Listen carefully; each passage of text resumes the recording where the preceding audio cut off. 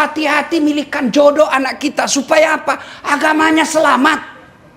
Bolehlah kita nikahkan dengan orang sini, tapi harus yakin anak kita bisa bimbing dia. Kalau anak kita perempuan, agamanya juga tidak jelas, sampai menikah tidak pakai jilbab, 2 tahun dia pacaran, menikah dengan orang beda agama, hampir bisa dipastikan akan hilang agama anakmu. Ibu-ibu sekarang kalau anaknya pacaran dianggap biasa. Siapa bilang itu biasa? Itu kiamat. Kenapa? Saya tahu, Bu, karena banyak ibu-ibu curhat. Rata-rata ibu-ibu curhat yang tidak saling menghargai karena lama pacaran. Ya pacaran 3 tahun. Pasti dalam 3 tahun itu berapa kali dia bohong. Dalam 3 tahun itu berapa kali dia selingkuh. Dan bertengkar, kebiasaan itu dibawa setelah menikah. Akhirnya sudah ada anaknya, tidak ada saling penghormatan. Kenapa? Sudah saling menghina. Gimana dalam keluarga, rumah tangga, suami istri, ngomong aja sama istri kasar. Ngomong aja sama suami kasar. Woi pak, di mana kau? Cepat kau pulang. Waduh, suami istri kok begitu? Padahal Nabi katakan ketika hijrah dari Makkah ke Madinah, itu salah satu perintah Nabi dari 5, ahsin kalamaka, haluskan tutur katamu. Kalau kita orang Bugis, itu kalau kita bukan orang banyak, tapi kita itu kalau bahasa Jawa sampean, panjenengan. Itu kita itu. Mestinya ibu panggil suami panjenengan. Jangan kupikir, "Woi, kau di mana ini?" Ya ketawa, saya serius ini. Ya, pilihkan. Itu namanya tegas, hati-hati milih jodoh. Bismillahirrahmanirrahim. Assalamualaikum warahmatullahi wabarakatuh. Alhamdulillahi rabbil alamin, wa bihi nasta'inu ala umurid dunya waddin. Asyhadu an la ilaha illallah wa asyhadu anna Muhammadan abduhu wa rasuluh. Allahumma salli ala Sayyidina Muhammad wa ala alihi wa sahbihi ajma'in. Amma ba'd. Faqad qala Allah subhanahu wa ta'ala fi kitabil karim. Bismillahirrahmanirrahim. Innallaha wa malaikatahu yusalluna 'alan nabi. Ya ayyuhalladzina amanu sallu alaihi wa sallimu taslima. Sesungguhnya Allah dan para malaikatnya bersalawat kepada Rasulullah Muhammad sallallahu alaihi wasallam. Maka wahai orang-orang yang beriman, bersalawatlah kalian kepada Rasulullah dengan sebaik-baik salawat. Ketika Allah perintahkan kita puasa, Allah tidak menunaikan ibadah puasa. Ketika Allah perintahkan kita sholat, Allah pun tidak pernah menunaikan ibadah sholat. Allah perintah kita tawaf, haji, umroh, Allah pun tidak pernah menunaikan ibadah haji dan umroh. Tetapi ketika Allah perintahkan kita bersalawat, maka Allah sampaikan, innallaha wa malaikatahu yusalluna 'alan nabi. Sesungguhnya Allah dan para malaikatnya bersalawat kepada Rasulullah Muhammad sallallahu alaihi wasallam. Allah saja dan para malaikatnya bersalawat, maka kita ketika mendengarkan Rasulullah disebut namanya, maka Nabi katakan, umatku yang paling pelit di antara kalian, dia dengar namaku lalu dia tidak bersalawat kepadaku.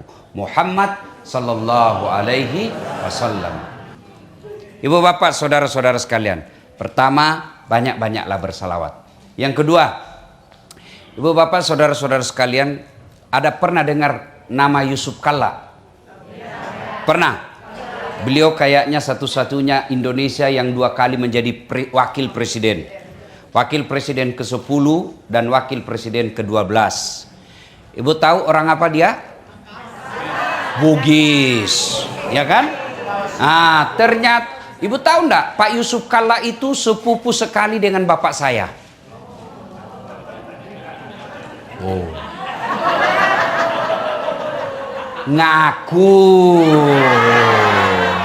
Ngaku Bu. Begitu di cross check ke Pak Yusuf Kalla, Pak JK katanya sepupu dengan bapaknya pada saat Latif. Siapa itu? Namanya saja baru saya kenal. Iya kan? Ibu-ibu kenal Prabowo? Tahu Prabowo? Itu masih saudara sama saya itu, Bu. Ngaku. Begitu juga nanti di akhirat. Ya Allah, saya Islam. Ya Allah, saya Muslim. Ngaku sampean. Kamu ngaku. Kalau kamu Muslim, mana tandanya? Bapak-bapak di sini kan pegawai toh? Misalnya bapak pegawai di mana? Sebut satu. Pak Farhad. Di mana pegawainya? Hah? Hotel. Bapak kalau mau masuk di situ pakai ID card. Bapak-bapak kalau masuk kantor pakai ID card. Ya kan? Itu standar minimal. Saya ngaku pegawai, misalnya pegawai di Apple. Mesti ada standarnya apa? Ini kartuku. Kalau tidak, kau tidak boleh masuk. Begitu juga Islam. Di akhirat kelak Allah tanya, kalau kamu Islam, mana karaktermu, mana identitasmu? Maka Allah sampaikan, identitas orang Islam itu adalah surah Al-Fat ayat 29. Surah apa, Ibu? Surah apa? Al-Fat 29. Minimal selesai ceramah nanti update status. Identitas umat Islam, surah Al-Fat 29. Surah apa, Ibu? Ayat? Masya Allah. Mari kita dengar bunyinya. Bismillahirrahmanirrahim. Muhammad Rasulullah. Bahwa Muhammad itu adalah Rasul Allah. Dan Rasul itu, Nabi itu dikasih mukjizat. Mukjizat itu Allah kasih berdasarkan tantangan zamannya. Nabi Musa dikasih mukjizat apa? Tongkatnya bisa jadi ular. Kenapa? Zaman itu tukang sihir paling hebat. Dikasih tongkat, tak. Ular-ularnya Fir'aun habis dimakan oleh tongkatnya Nabi Musa. Nabi Isa diberi mukjizat apa? Mampu menyembuhkan orang-orang penyakit kusta. Kenapa? Pada saat itu orang mengagungkan ilmu kedokteran. Tapi satu yang tidak bisa disembuhkan, kusta. Nabi Isa dia usap, sembuh penyakitnya dengan izin Allah. Ya, Ibu. Nabi Sulaiman, pada saat itu orang mengagungkan kekayaan. Nabi Sulaiman diberikan kekayaan. Apa kekayaannya? Kerikil rumahnya emas. Ada di sini kerikil rumahnya emas? Paling orang Bugis giginya dikasih emas. Kan? Nabi Muhammad sallallahu alaihi wasallam, pada saat itu orang mengagung-agungkan apa? Sastra, syair. Maka Allah berikan salah satu mujizatnya apa? Quran, yang ketika orang mendengar, Bapak baca sejarahnya Umar bin Khattab masuk Islam, dia kan mau datang mau membunuh Nabi, balik haluan, karena dia bilang, kenapa Muhammad kau mau bunuh? Nah saudaramu sendiri dengan iparmu sudah masuk Islam. Fatimah itu sama suaminya masuk Islam. Benar aja, iya benar masuk Islam. Balik haluan dia masuk ke rumah adiknya, begitu dia buka pintu, langsung dia banting iparnya. Ternyata kau berbohong, kau ternyata masuk Islam selama ini. Adiknya datang, si Fatimah, dia bilang, kenapa kalau kami masuk Islam? Kalau kami masuk Islam, kenapa? Dia bisik di telinganya Umar, la ilaha illallah Muhammad Rasulullah. Dia tebas, dia sikut adiknya, berdarah bibirnya. Lalu adiknya berkata, kamu bisa menyiksa fisik kami, tapi kau tidak bisa menguasai akidah kalian. Umar lalu berpikir, barusan dia lawan adik saya ini. Ingat Pak, Umar itu tegas tapi lembut hatinya. Pada saat dia duduk, dia kasihan lihat adiknya, dia usap itu, dia ambil kira-kira kalau sekarang sapu tangan. Ya, dia usap itu bibirnya adiknya berdarah, adiknya tepis tangannya, jangan. Lalu dia duduk menyesal, dia pegang kepalanya, tiba-tiba dia lihat ada di bawah tempat duduk ada lintingan-lintingan kertas, bukan kertas, lintingan-lintingan daun kurma. Karena waktu itu tidak ada kertas, Bu. Dia lihat gulungan-gulungannya, apa itu? Tidak boleh kau sentuh. Cobalah saya lihat sedikit, kalau bahasa kita. Ayolah saya lihat dulu apa itu. Coba saya lihat. Akhirnya adiknya berikan. Dan apa yang dibaca? Surah Toha ayat 1 sampai 5. Lembut hatinya dan menyatakan diri langsung masuk Islam. Kenapa? Kagum dengan kalimat-kalimat yang ada dalam surah Toha. Maka Allah berikan mukjizat Nabi Muhammad. Apa mukjizatnya? Quran. Kemudian Bapak Ibu saudara-saudara sekalian, Nabi, kemudian Umar masuk ke dalam Islam. Lain kali kita cerita ini. Ya, tentang tokoh-tokoh orang Islam yang masuk Islam. Muhammad Rasulullah, bahwa Muhammad itu adalah utusan Allah. Walladzina ma'ahu, dan orang-orang yang mengaku dirinya Islam punya karakter, ciri-ciri, identitas, ID card. Satu, asyidda' walal kufar, tegas kepada orang kafir. Tapi ingat, jangan salah paham tentang tegas terhadap orang kafir. Apa itu tegas? Tegas dengan prinsip inna dina indallahil Islam. Islam is the single one, the true religion behind the God. Gaya-gaya saja ini bos. Gaya-gaya.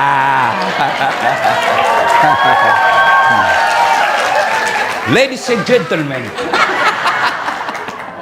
Masya Allah. Harus ditanamkan itu dalam diri kita. Saya yakin sedulur-sedulur, tuan-tuan, bapak-bapak, mantap akidahnya. Tapi anak bagaimana? Saya punya kenalan baru hari ini, namanya Kamal. Casingnya Amerika, tapi jiwanya Muslim. Bu, dengar bu. Bu. Kalau ibu meninggal, siapa yang doakan ibu? Jangan kau harap suamimu. Pasti dia kawin lagi. Percaya bu. Sampai teman saya di Makassar, ibu-ibu, dia bilang kurang ajar itu tetangga saya. Kenapa? Masa baru 3 bulan istrinya meninggal, belum lagi kuburnya kering, dia kawin lagi Ustadz. Saya bilang teman saya lebih hebat, masih hidup istrinya dia kawin. Ya bu, siapa yang doakan ibu? Anak. Tuan-tuan, bapak-bapak yang saya muliakan, saya cinta karena Allah. Ayo anak-anak kita gimana imannya?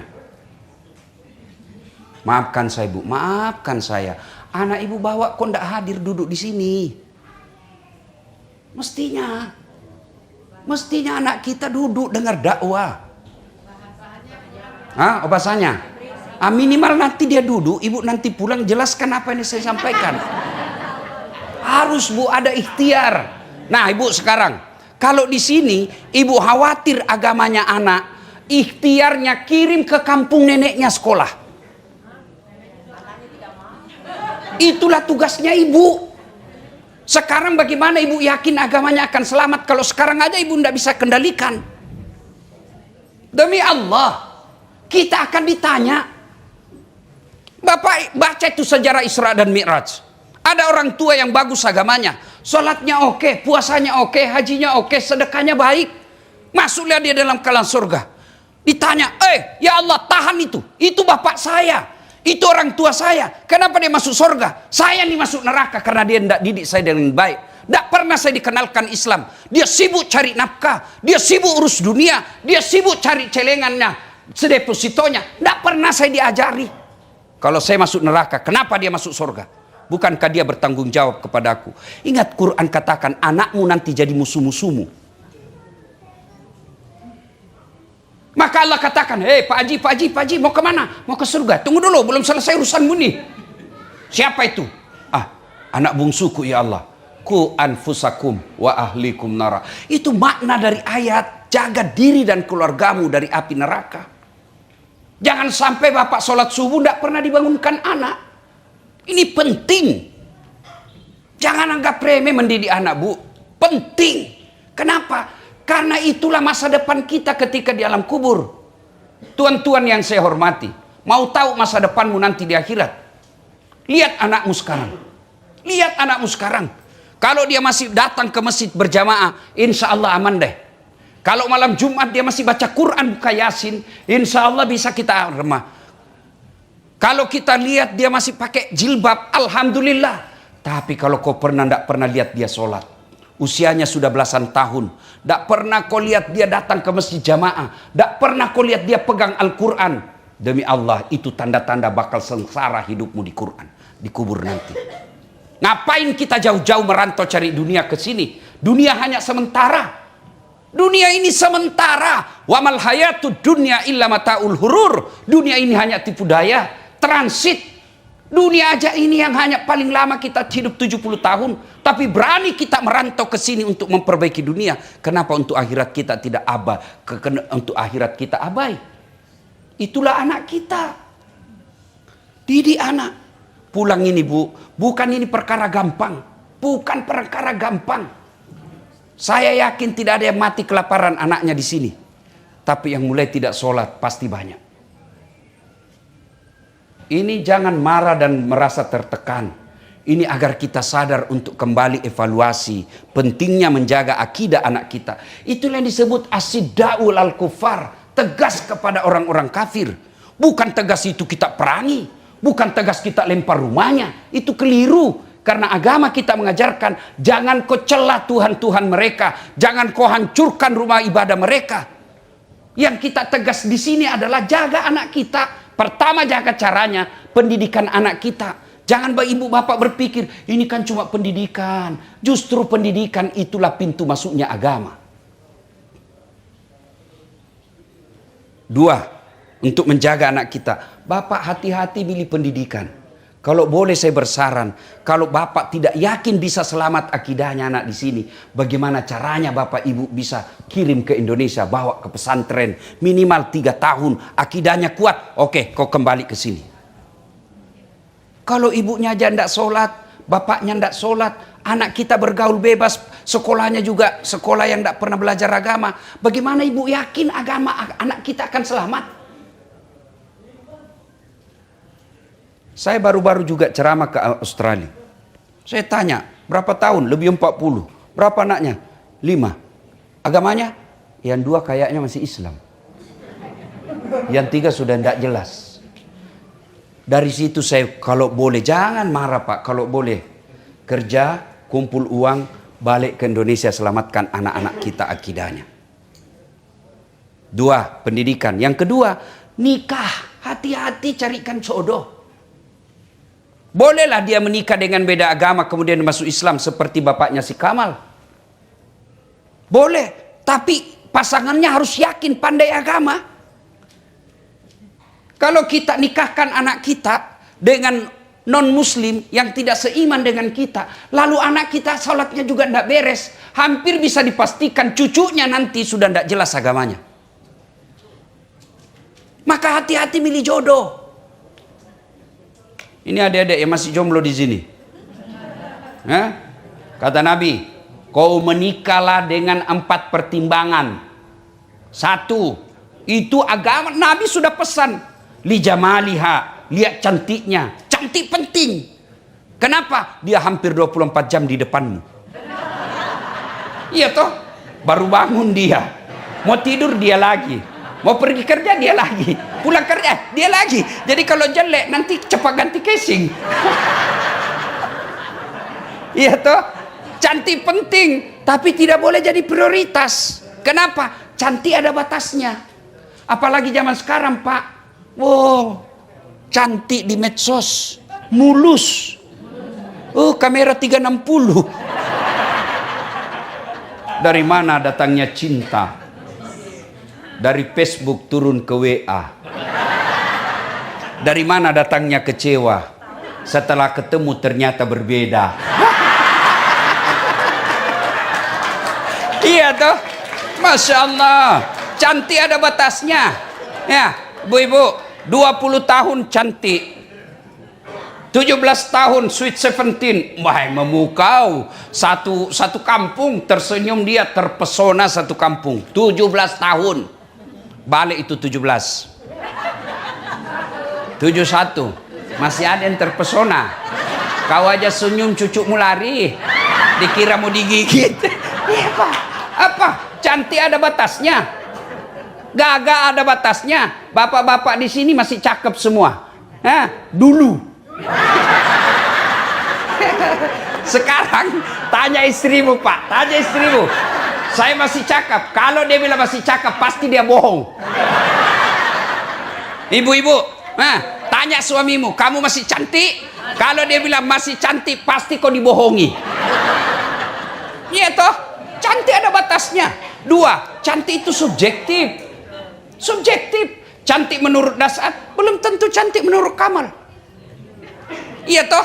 Kalau saya ditanya siapa perempuan paling cantik di dunia Ustadz, ada istri saya di samping pasti, istri saya dong. Bapak protes, istriku, nggak urus saya istrimu. Iya toh, subjektif.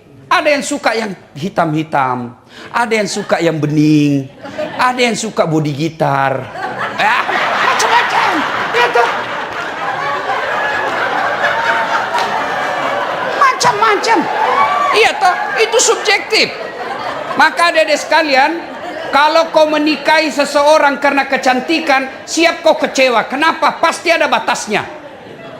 Sampaikan itu ke anakmu. Memang kau lagi cantik sekarang, tapi kalau kau cantik pertimbanganmu, biaya operasionalnya mahal.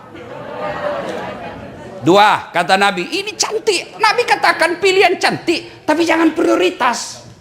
2, kata Nabi, pilihlah karena keturunannya, tapi jangan prioritas. Kenapa? Ada orang bapaknya Nabi, anaknya jadi pengkhianat, Nabi Nuh. Ada orang bapaknya pengkhianat, anaknya jadi Nabi, Nabi Ibrahim alaihissalam. Ya, itulah sebabnya orang Jawa mengatakan bebet, bobot, dan bibit. Ya toh? You understand? Yes. Iya Bu, tapi tidak boleh prioritas. Penting kita lihat siapa bapaknya, perlu kita lihat siapa ibunya. Tapi kalau anaknya baik, itulah dia. Yang ketiga, kata Nabi, ini nasihat buat bapak-bapak, pilihkan jodoh untuk anaknya. Yang ketiga, kata Nabi, pilihlah karena kekayaannya. Rasulullah menikahi Khadijah, salah satu pertimbangannya karena Khadijah orang paling kaya di Mekah waktu itu. Penting, tapi jangan prioritas. Kenapa? Kaya ada batasnya. Oh, dia kaya Ustadz, tidak bakal miskin 7 turunan. Betul, masalahnya dia turunan ke-8.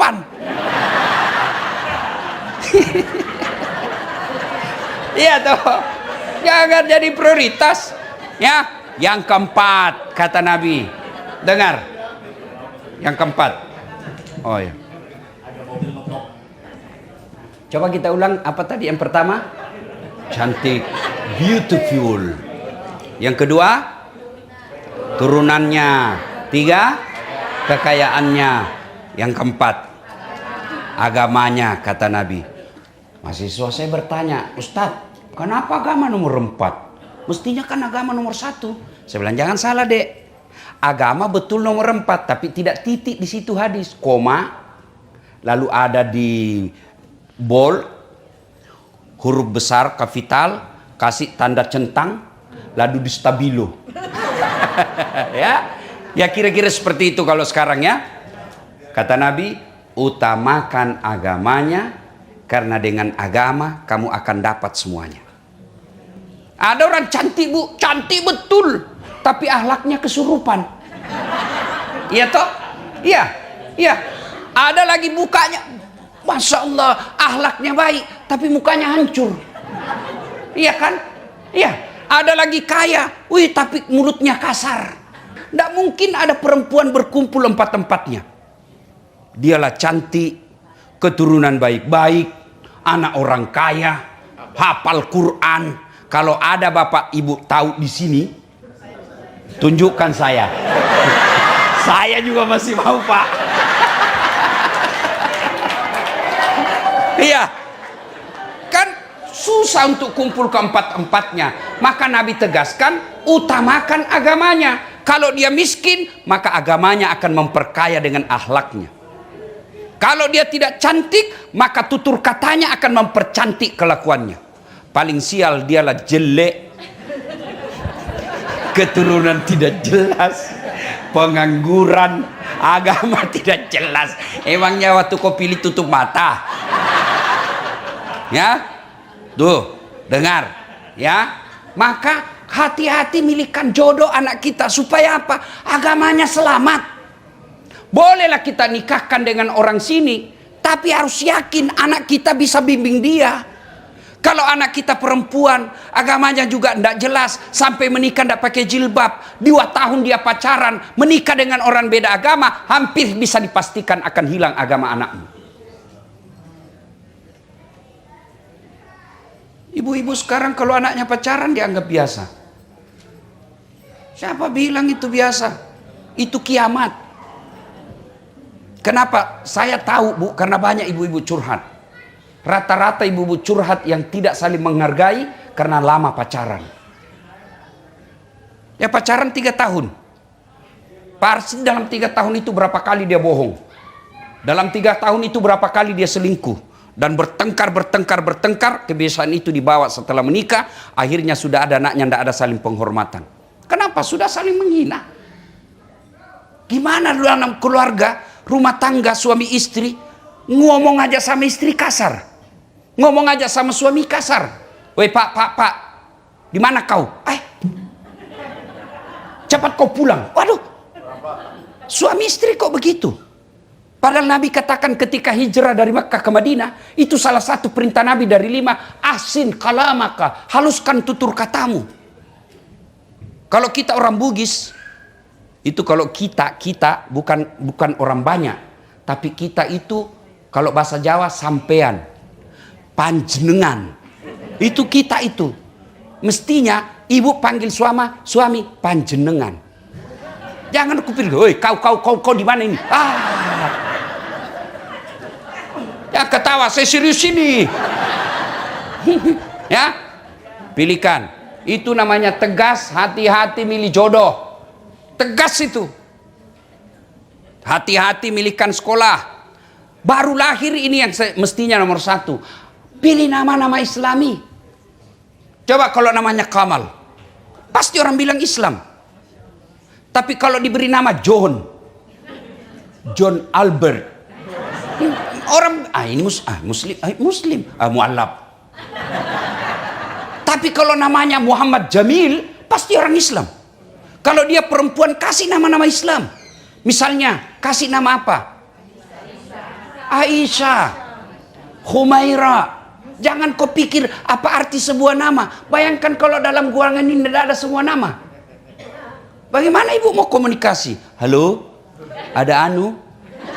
Anu siapa? Itu yang ceper. Banyak ceper. Bayangkan Pak. Coba, saya dosen komunikasi. Nama itu simbol dan bisa mewakili karakter orang. Ketika Bapak dengar nama saya, Dasat Latif, pasti Bapak bisa bayangkan.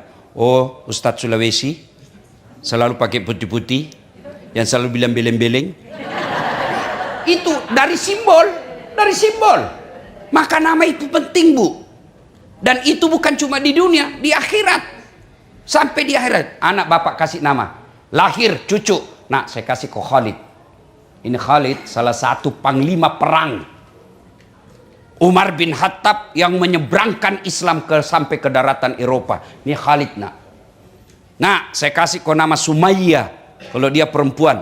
Apa itu nak? Ini Sumayyah, perempuan pertama. Dia budak, hamba sahaya, tapi membela akidahnya. Dia rela mati. Dialah perempuan pertama yang jihad fisabilillah, ditombak oleh Abu Jahal. Saya mau kau punya akidah seperti Sumayyah.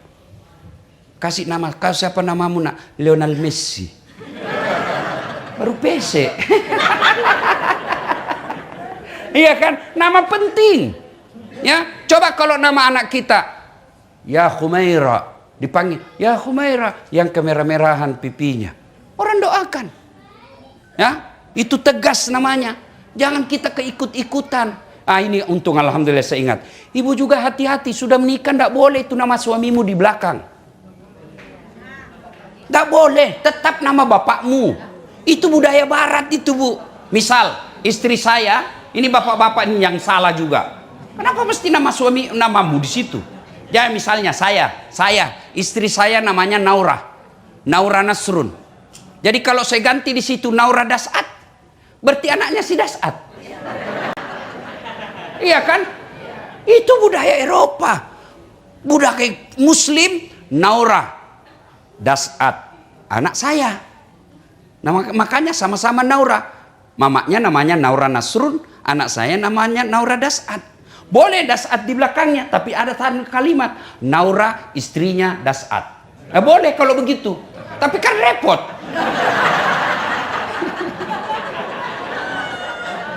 Jangan ketawa, saya serius ini, Bu.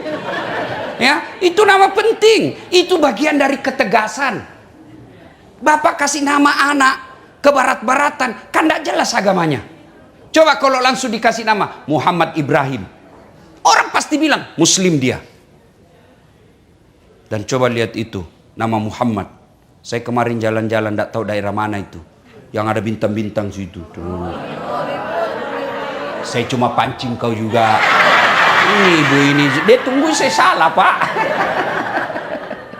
Ya, nama Muhammad disimpan di atas satu-satunya, Muhammad Ali. Itu berarti nama penting. Coba kalau bukan Muhammad Ali namanya, tidak mungkin dia di atas. Nama penting Pak, itu bagian daripada tegas asidak walal kufar.